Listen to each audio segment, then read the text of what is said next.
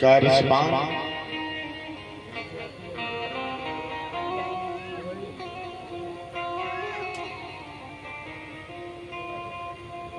जो आज की कथा प्रसंग अमृत की कथा है।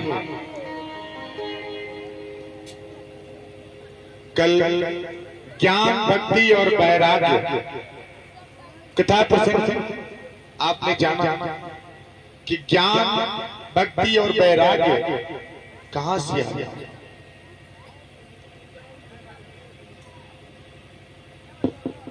मैंने कल बोला, आपको कथा प्रसंग में मैंने बताया था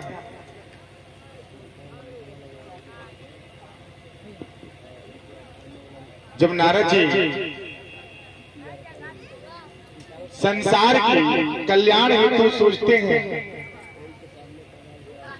जब संसार भ्रमण के लिए निकले तो उन्होंने देखा क्या कि एक अबला स्त्री जो थी वो विलाप कर रही थी।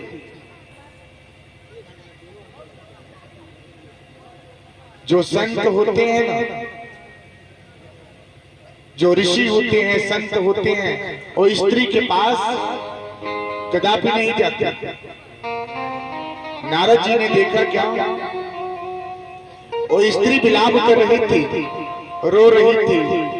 नारद जी ने बोला, क्या आपका नाम क्या है? उन्होंने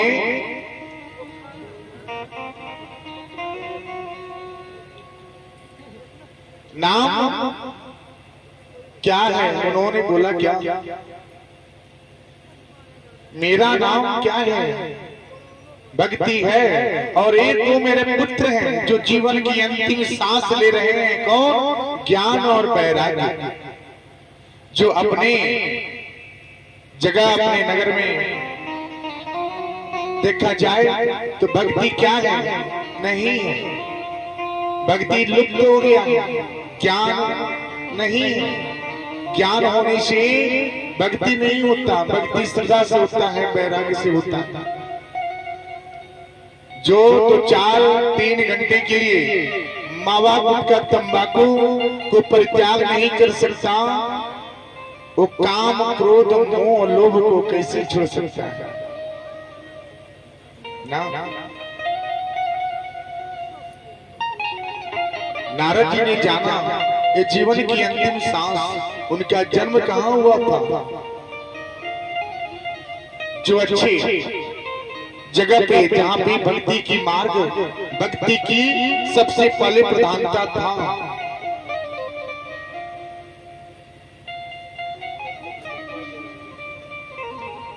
उस नगर में भी, उस जगह में भी भक्ति कमी हो गया। धन के लोभी सब लोग हो गए। धन हो जाने से भक्ति नहीं होता। आप लाखों कमाए, लाखों देखें, उससे भक्ति नहीं मिलता। भक्ति मिलता है किससे? वैराग्य से, भगवान जी का शरण में आने से। बहुत ही कठिन है। नारद जी जब निकल गए तो बोले, क्या अब इनकी 2 पुत्र ज्ञान और वैराग्य को कैसे जीवित किया जाए, जो लुप्त हो रहे हैं इस नगर से, इस संसार से लुप्त हो रहे हैं। लुप्त यानी खत्म हो रहे हैं। आप देखिए कि आपके घर पे 10 सदस्य हैं, तो कोई जरूरी नहीं है कि 10 सदस्य आपके घर पे धूप और बत्ती करके भगवान जी की आराधना करता होगा, उनको भोग लगाता होगा, उनकी सेवा करता होगा ना। 10 में से 2 ही करते हैं। आप साधारण सी बात समझिए कि आपके परिवार में कितने लोग हैं? आप बताइए माता जी, आपके परिवार में कितने लोग हैं? आपके परिवार में 5 जन होंगे। 5 जन, 5 जन में कोई ऐसा नहीं है कि 5 जन क्या हो, उनके पास भक्ति होना। उसमें से एक ही जन होंगे जो भगवान जी को स्नान करके, ध्यान करके, वंदन करके उनको भोग लगाते हैं, उनको धूप बत्ती करते हैं, उसके बाद अन्न को ग्रहण करते हैं। अब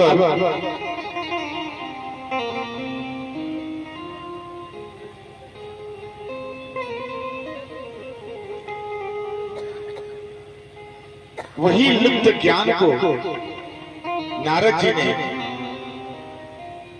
उसे क्या करने के लिए, पाने के लिए, उसे ऊपर करने के लिए, उजागर करने के लिए संसार में वर्णित होते हैं। भाई कौन करे, कहां से होगा, कैसे होगा। नारद जी जन कल्याण के निकल जाते हैं। निकलने के बाद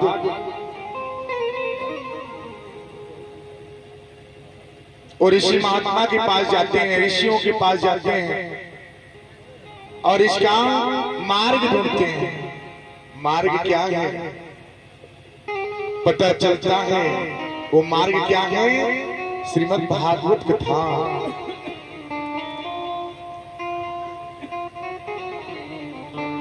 श्रीमद् भागवत कथा वो मार्ग है जहां पे श्रीमद् भागवत कथा का रसपान होता है ना, वहां पे ठाकुर जी विद्यमान होते हैं।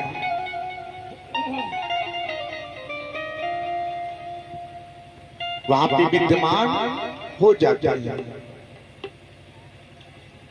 जिस घर पे श्री लक्ष्मी नारायण भगवान जी का आराध्य होता है, कथा होता है, भागवत महापुराण होता है, उनके घर के सब दुख दरिद्र दूर हो जाते हैं। ठाकुर जी का ऐसा आशीर्वाद प्रदान है।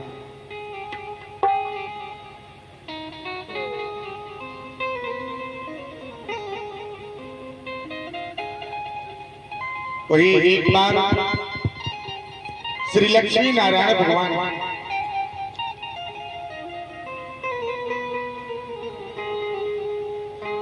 ध्यान में बैठे थे। उनको दृश्य आता है क्या कि उनका एक भक्त है, एक राजा, एक भक्त होते हैं। उनकी 3 पुत्री होती हैं, 3 पुत्रियां हैं। राजा ने सब कुछ उनको ज्ञान दिए, खूब अच्छे से वस्त्र प्रदान किए, ज्ञान दिए, धन दौलत सब कुछ था जो राजा थे। भाई राजा के पास कमी क्या है, राजा ने सब कुछ प्रदान कर दिए, लेकिन उन्होंने संस्कार नहीं दिया। सब कुछ तो दे दिए, धन से संस्कार नहीं आता, धन से संस्कार नहीं आता। झुकना है तो एक क्या करें, आप देखिए कैसे झुके। एक बांस होता है ना, बांस, वो कितना बड़ा होता है, इतना बड़ा होता है, लेकिन उसको अहंकार नहीं है। वो अहंकार नहीं है, क्यों? क्योंकि वो ऊंचाइयों पे जाकर के झुक जाता है, ऊंचाई पे जाकर के झुक जाता है, क्योंकि उसने झुकना सीखा है। वैसे ही आपका जीवन है। आपका जीवन कितना हो आप धन कमावे, कितना हो आप धनवान बन जाए, कितना हो आप महान बने, लेकिन भगवान के प्रति अपना मस्तक झुकाएं।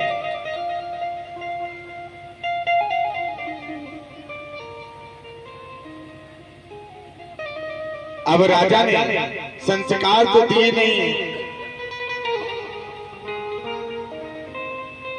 एक दिन का समय आया, उनके तीनों पुत्री श्यानी हो गई, विवाह योग्य हो गया। विवाह योग्य तीनों उनकी कन्या जो थी विवाह योग्य हो गई। समय एक दिन ऐसा आता है कि तीनों कन्याओं का विवाह हो जाता है। तीनों अपने अपने घर पे जाती हैं। जिस घर पे वो जाती हैं ना, वो भी बहुत धनवान, अपने नगर के सबसे महान राजा। जाने के बाद उनके घर की धीरे धीरे वो धन जो था पतन के मार्ग पे जाता चला गया। क्यों? राजा ने सब कुछ सिखलाया था, लेकिन उनको संस्कार नहीं दिए थे। संस्कार क्या? संस्कार होता है क्या? चलना, उठना, बैठना, सोना। चलना, उठना, बैठना, सोना।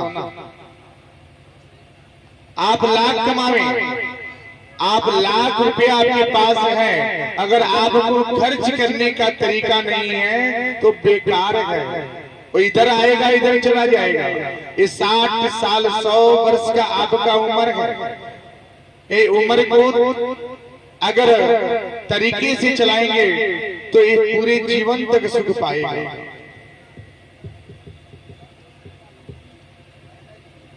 चलना, उठना, सोना और बैठना, इनकी कमी, इनकी 3 पुत्रियों में कमी था। अभी देर से सोती थी। जब देर से जिस घर की महिलाएं सोती हैं ना, उस घर की लक्ष्मी रुष्ट हो जाती है। उस घर की लक्ष्मी जो है रुष्ट हो जाती है। अभी राजा होने के वास्ते भी उनके घर पे, जिस घर पे विवाह होता है, उस घर के भी धन क्या हुआ, धीरे धीरे धीरे धीरे पतन के मार्ग पे चलता चला गया। किसी को पता तक नहीं चला। एक दिन का समय ऐसा आया कि ये लोग, स्थिति इन लोगों का क्या हो गया, बहुत ही कमजोर हो गया। अभी तीनों पुत्रियां क्या हुआ, अपने पिता के पास पहुंचे। यहाँ पे भी ये देर से सोते थे। धीरे धीरे इनके घर का भी राजपाट खत्म होता चला गया। क्यों? क्योंकि देर से सोते थे। देर से कितने माताएं सोती हैं बताइए? कितने लोग सूर्योदय के बाद बिस्तर छोड़ते हैं? जो लोग सूर्योदय के बाद जो बिस्तर छोड़ते हैं ना, उनके घर पे कभी सुख संपत्ति नहीं मिल सकता ना, कभी नहीं आएगा। आपके पति देव कितना हो कमाए, कितना हो बड़ा बिजनेस हो, उनका कार्य है करना, धन लाना, लेकिन उसका जतन करना आपके हाथ में है। जतन कैसे करेंगे? जब आप देर रात से सोएंगे, देर समय तक सोएंगे, तो आपके घर का धन तो ऐसे ही पतन होगा। कर्ज पे कर्ज चढ़ जाएगा, लेकिन फिर भी सुखी जीवन नहीं होगा।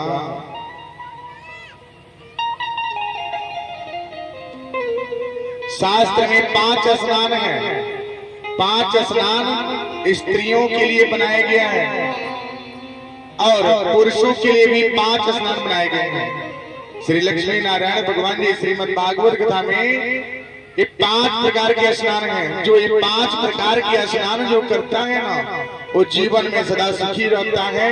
धन उसके पास नहीं रहेगा, फिर भी कहीं न कहीं से धन आ जाता है।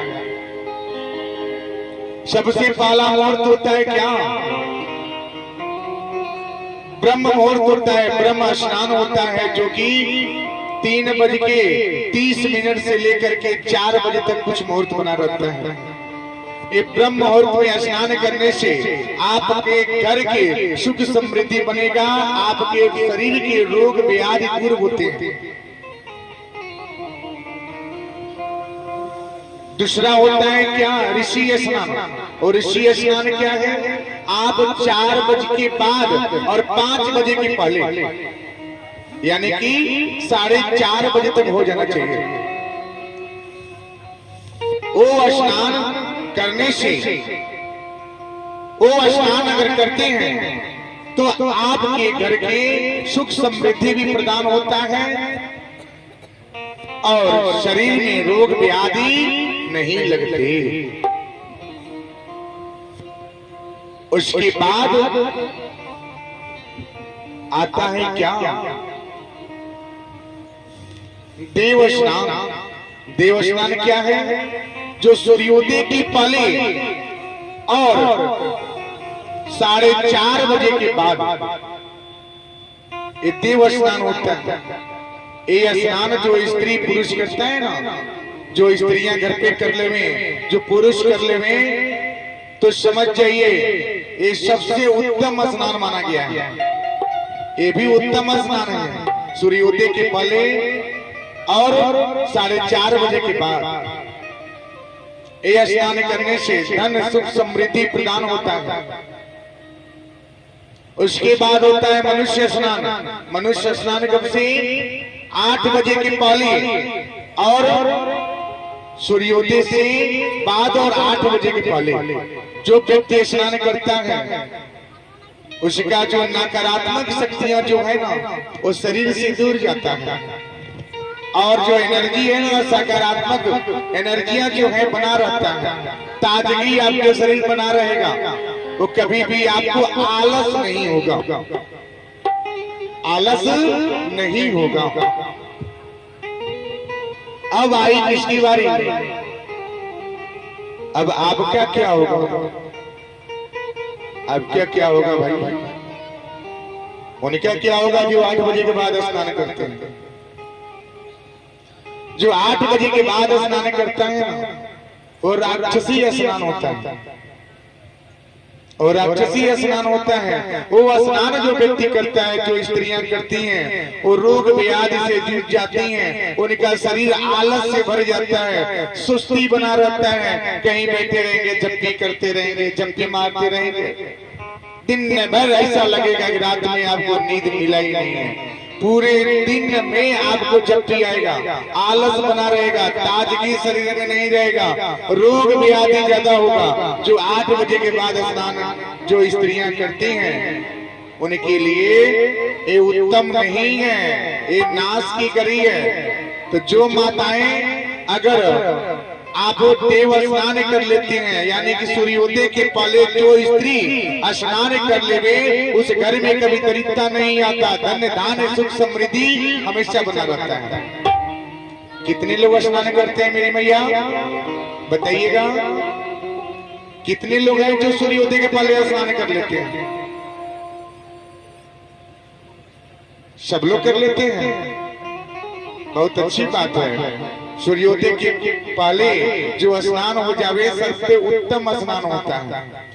और एक प्रक्रिया इसका और है, सूर्योदय के पहले जो स्नान करे ना तो उस समय सूर्य देव को जल देने से आपके घर की अगर मुकदमा अगर चल रहा है, विवाद चल रहा है, अगर विवाद से आप उलझे पड़े हुए हैं तो आप रोज प्रतिरोज कीन करके 37 दिन अगर ब्रह्म मुहूर्त में स्नान करें और गुड़ मिला करके तांबे के लोटे में जल भरिए, गुड़ मिलाइए, गुड़ मिला करके भगवान जी को सूर्य देवता को अर्घ दीजिए। 37 दिन के अंदर आपके बंधन टूट जाएगा, कुछ न कुछ निर्णय मिल जाएगा मेरी मैया। लेकिन करेगा कौन? आलस लग जाता है कि सुबह इतना कौन उठेगा, इससे अच्छा है कि हम आराम से उठेंगे। तो ऐसा न करें, ऐसे लक्ष्मी रूठ जाती है और जब रूठ जाती है ना तो मनाने में बहुत समय लगता है। तो आप मना करके रखें, लक्ष्मी जी को रुष्ट न होने दें, क्योंकि स्त्री जो है वो लक्ष्मी स्वरूप है। जिस घर में स्त्री का कदर नहीं है वो घर नहीं होता, उस घर में तो दरिद्रता बना रहता है। क्योंकि जिस घर में स्त्री का अपमान होता है, जिस घर में स्त्री का मान सम्मान नहीं होता, जिस घर में स्त्रियों का दुर्व्यवहार होता है, उन पे दंड दिया जाता है, उस घर में कभी सुख शांति नहीं मिलता। लक्ष्मी जी रुष्ट हो जाती हैं। लक्ष्मी जी को पाने के लिए, उस लक्ष्मी को पाने के लिए आप कहाँ जाते हैं? दिल्ली, बम्बई, गुजरात, आप चेन्नई, मद्रास, कहाँ तक आप ठोकर खाते हैं, पीड़ा उठाते हैं, शरीर को तकलीफ देते हैं। उस लक्ष्मी को पाने के लिए, जिस लक्ष्मी को पाने के लिए आप दूर दूर जाते हैं ना, वो साक्षात लक्ष्मी आपके घर पे है। उसका मान सम्मान कीजिए, उनका कदर कीजिए, आपके घर पे लक्ष्मी सदैव बरसेगी। अब वही लक्ष्मी नारायण भगवान बता दिए। एक दिन लक्ष्मी नारायण भगवान ने उस राजा के पास एक ब्राह्मण रूप में आए, बोले क्या? राजा ने बोले महाराज कोई ऐसा उपाय बताइए कि हमारा सब संपत्ति लुप्त हो जा रहा है। लक्ष्मी नारायण भगवान जी ने तीनों पुत्रियों को बुलाए और बोले कि जितना कमियां है ना ये 3 पुत्रियों में है, क्योंकि इनके इर्द गिर्द जो है ना नकारात्मक शक्तियां भ्रमित हो रही हैं। जहां नकारात्मक शक्तियां होती है ना, वहां पर सुख समृद्धि नहीं मिलता, धन संपदा नहीं मिलता, धन की प्राप्ति नहीं हो पाता।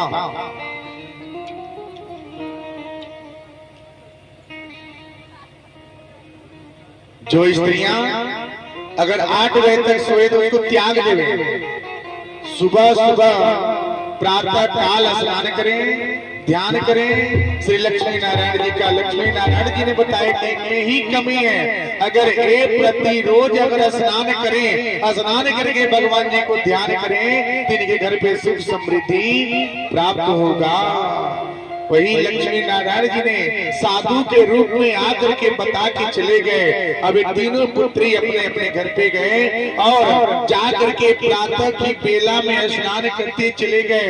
धीरे धीरे समय आता चला गया और सुख समृद्धि धन उनको वापस राजपाट मिल गया।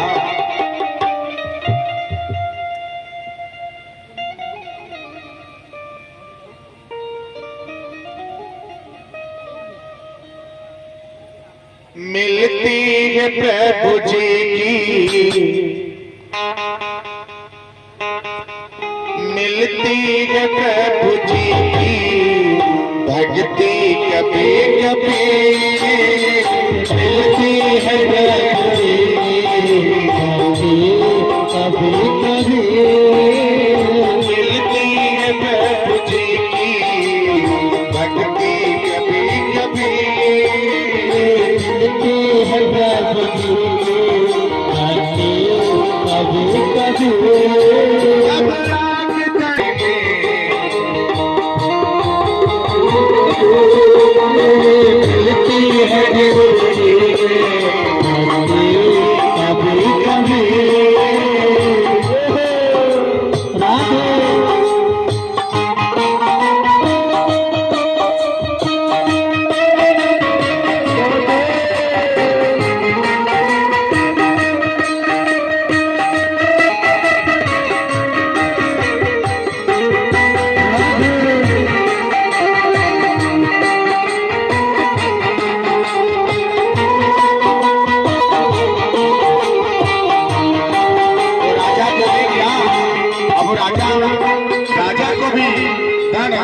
सुख समृद्धि प्रदान होने लगा। वापस सारी धन सुख समृद्धि मिल गया। अब राजा उनकी भजन वही कथा लक्ष्मी जी की ही कथा है। स्त्री क्या है? लक्ष्मी स्वरूप है। पति पत्नी का रिश्ता एक क्या है? बोला जाता है क्या कि शंकर जी को और पार्वती जी का रिश्ता कोई भी विवाह हो ना तो उनके समान हुए। हमने शंकर जी को पा लिया, मैंने उनको पूजा तो मैंने ऐसे पति देव को पाया। सब लोग बोलते हैं ना कि मेरा जीवन क्या है, बहुत अच्छा है। जब पति पत्नी के रिश्ते में मिठास बनता है ना तो बोला जाता है कि ये मेरा क्या है, किस्मत है, मेरा भाग्य है। और जब वही रिश्ते में दरार आते हैं ना तो बोला जाता है क्या कि रिश्ते अच्छे नहीं।